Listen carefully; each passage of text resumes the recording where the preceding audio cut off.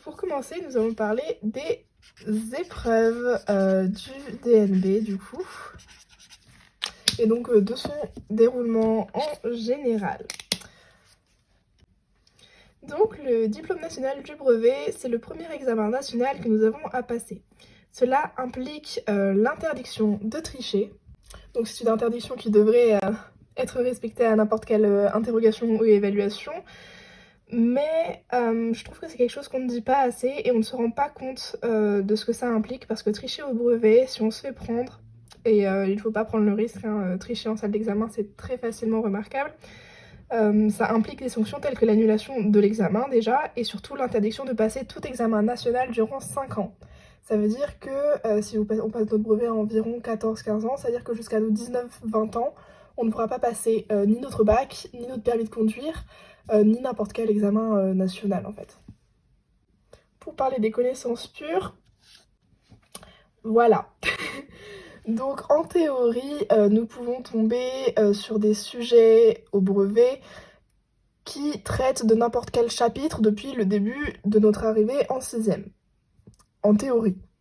Parce qu'en pratique, on a des thèmes qui sont quand même plutôt récents et qui sont retravaillés dans notre année de 3e. Et en général, en 3e, on fait un petit balayage de toutes les choses qu'on a pu voir depuis la 6e. Et du coup, faut pas trop s'inquiéter. Et voilà. Mais c'est pour ça que... Attendez, je vais le chercher.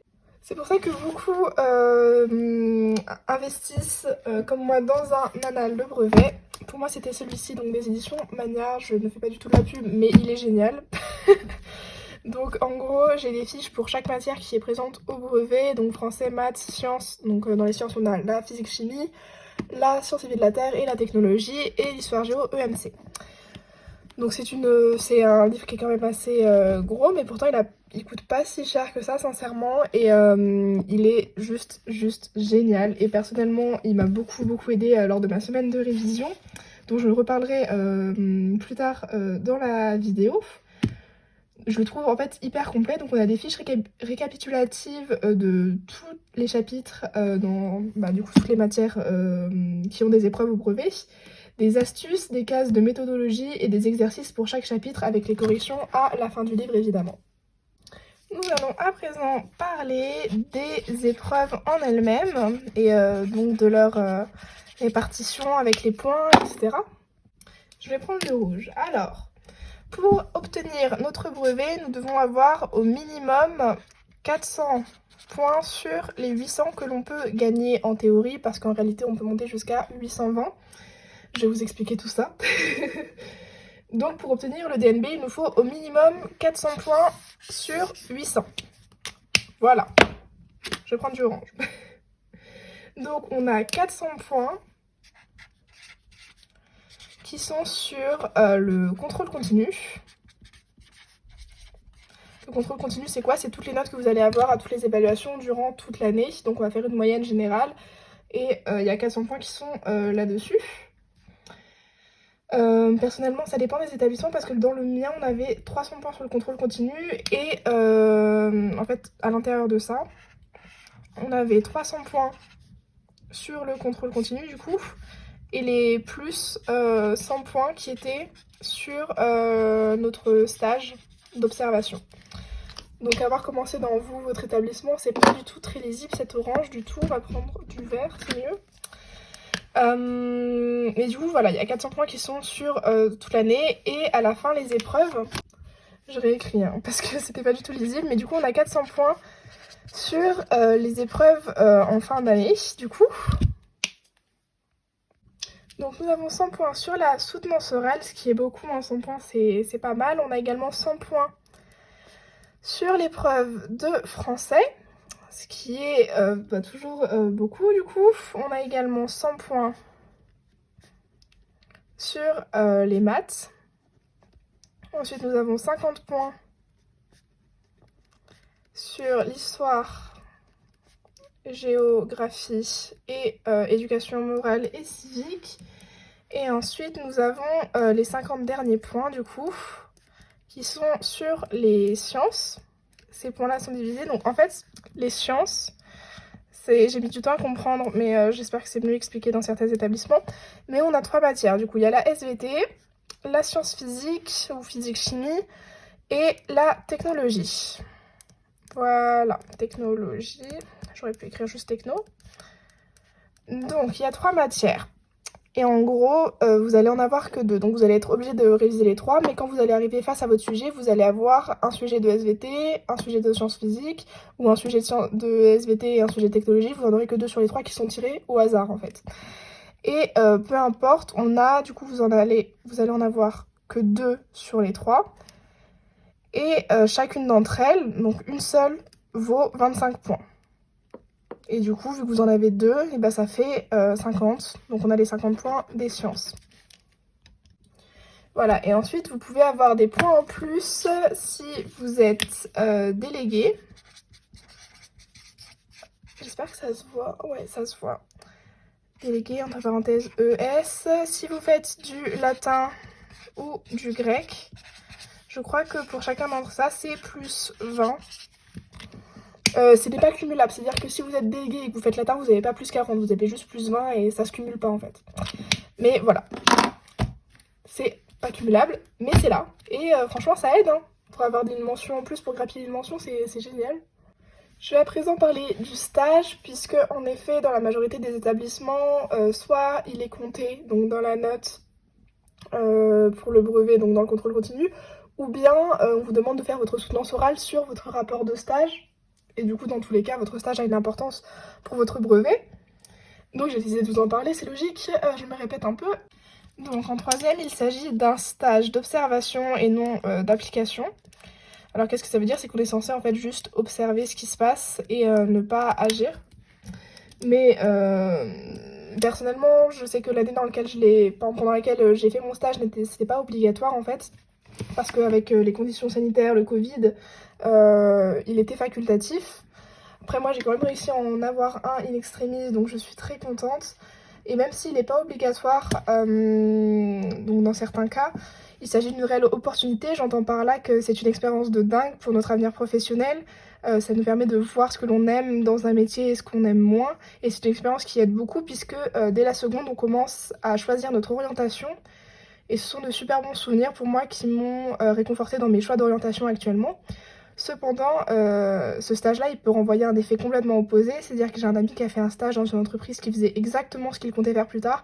Et il s'est rendu compte qu'au final, il voulait pas du tout faire ça. Enfin, vraiment que ça l'ennuyait. Et qu'il se voyait pas faire ça toute sa vie.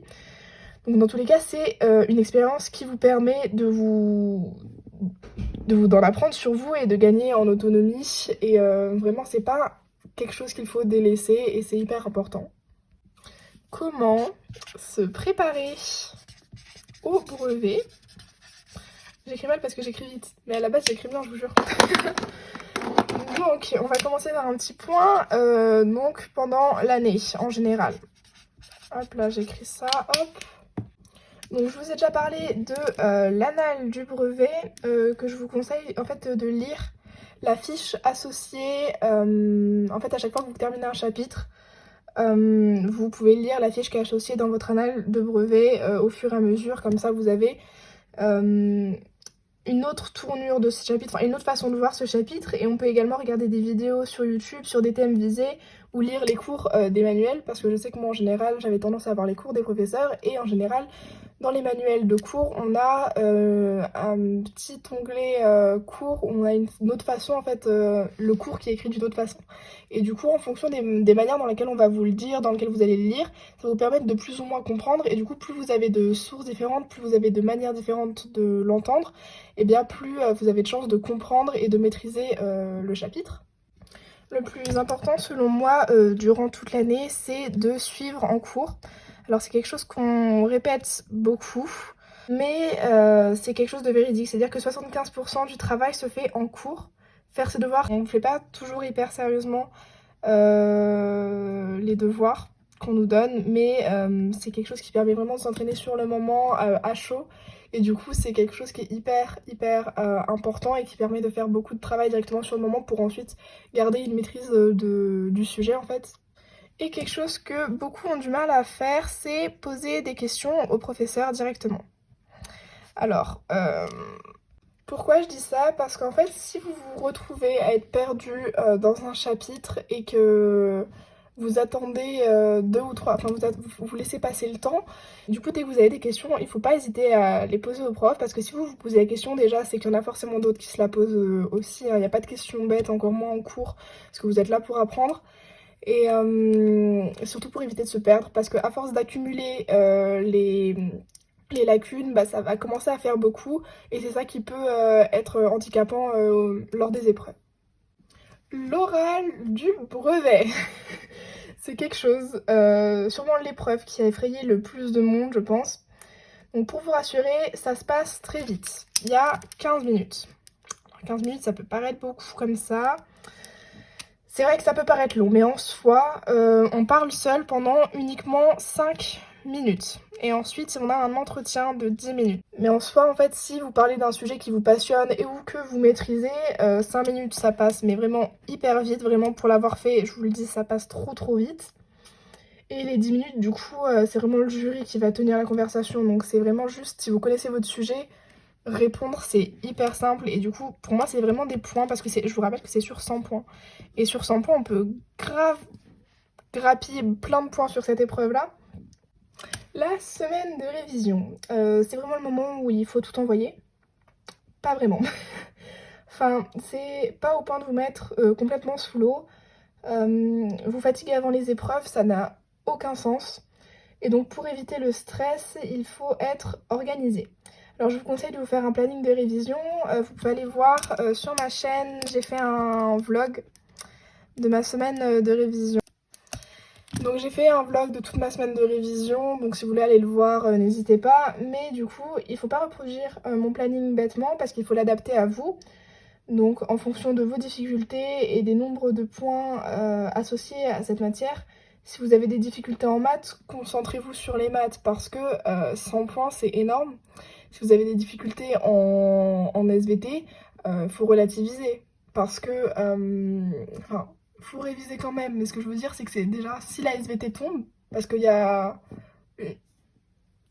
2 chances sur 3, enfin peut-être qu'il n'y aura même pas de sujet d'SVT, et ensuite c'est que sur 25 points, donc 25 points par rapport aux 100 en mathématiques, enfin voilà, faut relativiser et faut cibler vos difficultés. Donc c'est un planning qui permet de garder le rythme, donc levez-vous le matin, couchez-vous relativement tôt pour ne pas avoir de sommeil à récupérer. Et que si vous êtes fatigué par leurs épreuves, c'est pas quelque chose qui va vous aider, c'est logique. Donc mangez bien, restez le plus possible concentré, et prenez également soin de vous. Et vous noyez pas sous le travail, parce que ça sert vraiment à rien. Et comme dernier conseil, je vous dirais de ne pas toucher à vos cours le dimanche. Alors, pourquoi? Donc vous avez une semaine de révision, et ensuite vous allez avoir vos épreuves lundi, mardi. Le dimanche, on ne fait rien, c'est un jour sacré. Bababim, babim, babim, babim, on ne fait rien. C'est trop tard de toute façon. Vous allez pas, c'est pas un dimanche que vous allez, en un jour que vous allez apprendre tout ce dont vous aurez besoin. Donc vous travaillez toute la semaine, mais le dimanche vous prenez du temps pour vous, vous passez une journée à vous occuper de vous, à penser à tout sauf au brevet, pour nettoyer le plus possible votre tête. Et le lundi vous arrivez tout neuf comme une petite fleur et vous réussissez vos épreuves. Alors, je dis qu'il faut rien faire, penser à tout sauf au brevet. Je dis pas, vous pouvez, si vous avez du mal sur un chapitre, juste le relire. Mais pas de travail, pas de nanana, et pas plus d'une heure. 1 heure, 2 heures grand max dans la journée, parce que ça sert à rien de toute façon. J'espère que vous réussirez votre brevet. Merde à vous, et passez une bonne journée. Je vous retrouve pour les prochaines vidéos. Il devrait y avoir des méthodes de révision qui devraient arriver bientôt, donc je vous laisse rester à l'affût.